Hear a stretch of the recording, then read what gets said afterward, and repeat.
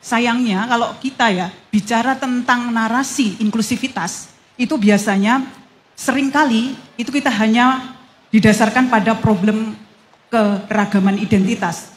Entah itu identitas keagamaan, entah itu gender atau suku. Tetapi dalam kebijakan publik, basis inklusivitas itu seharusnya bukan hanya identitas tetapi juga kelas, saya kira. Nah, karena minimnya isu kelas dalam narasi inklusivitas, banyak sekali kemudian kebijakan negara yang sangat merugikan kelas sosial tertentu. Sehingga konflik vertikal antara warga dan aparat negara itu tidak terhindarkan. Nah, yang terbaru adalah kita bisa lihat konflik di Rempang, dan kita juga masih ingat betul konflik yang di Kendeng yang terjadi justru saat Mas Ganjar ketika itu menjadi gubernur. Nah, wadas ya enggak Bu? Sekalian dong Bu, oh iya. Karena saya akan sampaikan. Ya, pertanyaan saya ingin tahu sebenarnya sejauh mana komitmen Mas Ganjar ini terhadap inklusivitas kelas dalam kebijakan publik. Jika ada konflik vertikal antara warga dan negara misalnya, apa yang kemudian Mas Ganjar akan lakukan? Apa yang akan Mas Ganjar lakukan ketika itu terjadi? Pemimpin tertinggi harus turun tangan.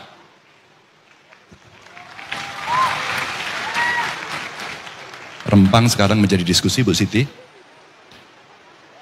Mas Ganjar masih ingat Kendeng, saya selesaikan Kendeng Bu. Pada saat saya masuk, saya tidak akan menyalahkan, saya penanggung jawabnya. Ganjar Pranowo penanggung jawabnya. Ketika Ganjar terpilih 2013, proyek itu sudah ada. Cuman tradisi kita tidak terlalu banyak orang mau saya yang salah dan bertanggung jawab. Maka ketika kemudian tidak selesai dan menjadi isu nasional, yang harus dilakukan oleh seorang pemimpin, kamu sendiri yang harus turun tangan menyelesaikan, bukan orang lain.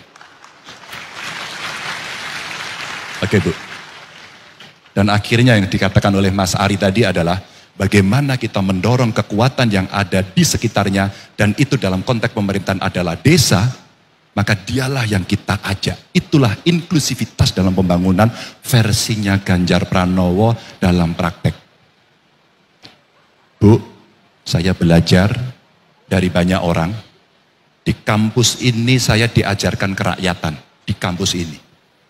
Di kampus ini saya diajari melawan Bu.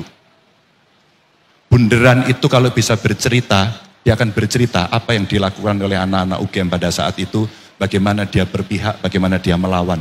Dan itu pendidikan yang tidak pernah saya dapatkan di kelas saya. Tapi di kampus ini saya dapatkan.